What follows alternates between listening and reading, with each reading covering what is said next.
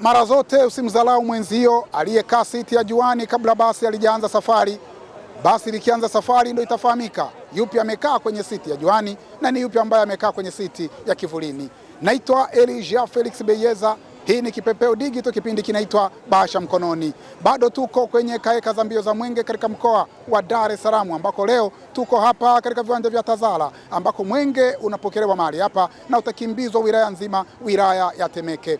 Nimefanikiwa kuzungumza na baadhi ya madiwani, lakini vile vile na madiwani wengine na baadhi ya wadau nao waliweza kuzungumza.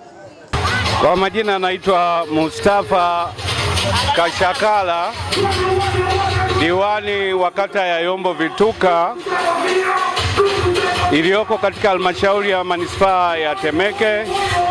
Siku ya leo tarehe 15 mwezi wa 4 2029, tunayo furaha kubwa sana kuupokea mwenge wetu wa uhuru katika halmashauri yetu ya Temeke, na miongoni mwa miradi ambayo imezinduliwa na kuwekwa jiwe la msingi katika kata yetu, tunayo furaha ya kupata wodi mpya ambayo imeweza kuzinduliwa.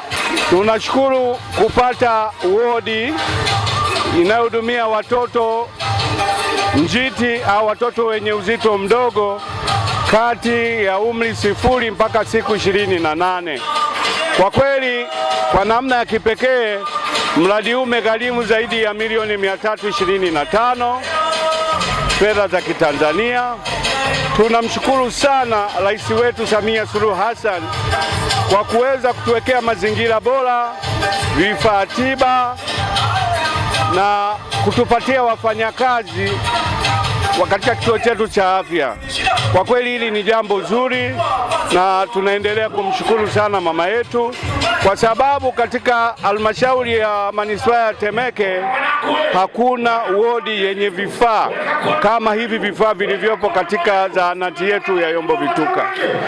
Tunawataka wananchi wote wa kata za karibu, Kilakala, Buza, Makangawala pamoja na Yombo Vituka kuja kujifungulia katika kata yetu, au pindi wanapokuwa na watoto wenye mahitaji ya wodi hii waweze kuja katika kata yetu ya Yombo Vituka.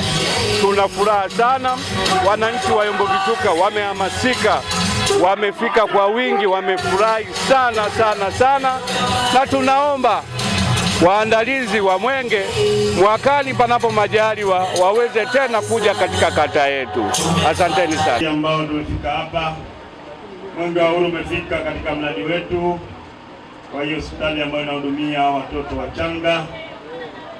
Tumepokea taarifa na kufanya ukaguzi. Mheshimiwa Mkuu wa Wilaya, kazi inayofanywa hapa ni kazi kubwa na nzuri sana. Pekee nishukuru serikali ya Jamhuri ya Muungano wa Tanzania chini ya Daktari Samia Suluhu Hassan, rais wetu mpendwa, ambaye matumaini yake na mategemeo yake ni kuona Watanzania wanapata huduma za afya kuanzia wachanga mpaka watu wazima, kila mtu anapata huduma inayostahili. Hivyo tunampongeza sana Mheshimiwa Rais kuweka uwezeshaji mzuri kwa wawekezaji, lakini pia kwa serikali, kwa Wizara ya Afya, madaktari.